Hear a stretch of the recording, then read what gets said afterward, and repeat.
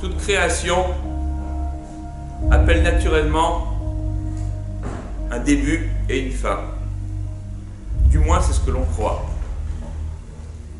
Et pourtant, dans la paracha que nous allons lire cette semaine, où on parle de l'édification du Mishkan, du tabernacle dans le désert, la Torah nous dit « Vatechal kol avodat Mishkan oel moed » et s'acheva le travail de la construction de la tente d'assignation, du tabernacle. Or, chaque fois que l'on a parlé de la construction du temple, dans le livre des rois, dans les chroniques, Melachim, Divrei Yamim, on a parlé de Hashlama, de fin. On a terminé de construire le temple de Salomon, on a terminé de faire, et même dans Néhémie, lorsqu'on a parlé de la construction du second temple, eh bien lorsque les exilés de Babylonie sont revenus en terre d'Israël, on a dit à ce sujet que Vateshlam Achoma, la muraille de Jérusalem, a été finie. Or ici, on n'a pas employé le terme de Hashlama, on a dit Vatechal, elle s'est achevée. Qu'est-ce que cela veut dire?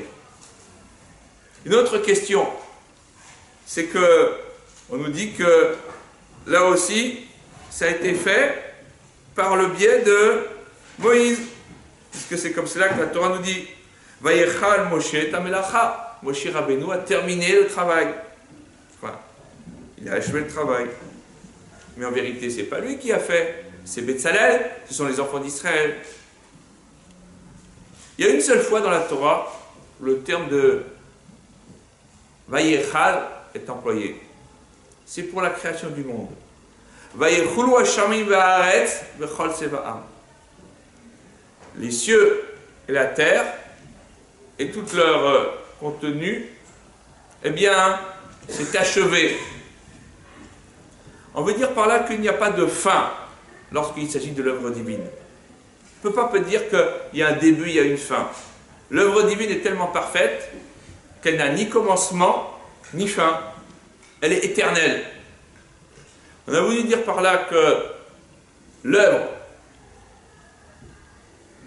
guidée par Moshe Rabbeinu, guidée par Moïse, sous inspiration divine de la Shekhinah, de la présence divine, ne pouvait pas avoir une fin, comme une simple œuvre matérielle, comme le temple de Salomon, ou comme le temple de Ezra et Néhémie, le second temple.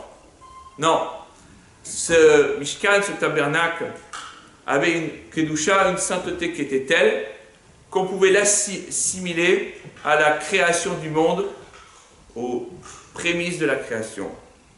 Et c'est pour cela d'ailleurs que le verset, la paracha nous dit, eh bien, Vayechal Moshe et Amelacha. Moïse a terminé le travail, il n'a pas vraiment terminé. Et la sainteté de Moshe a fait que, eh bien, on est arrivé au tachlit, au but. Et ce but, c'est justement quelque chose qui est marqué par le thème Vayechal. Atteindre un but dans l'existence, c'est difficile.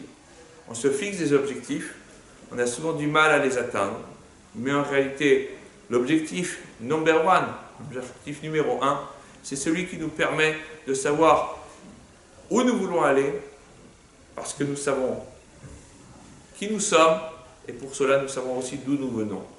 Et c'est cela la grande difficulté, celle que Moïse a réussi à résoudre, celle de savoir quel est le but de la création. Eh bien, c'est de pouvoir faire en sorte que Dieu réside parmi les hommes, parce que les hommes ont décidé d'appeler sur eux la présence divine. Shabbat Shalom.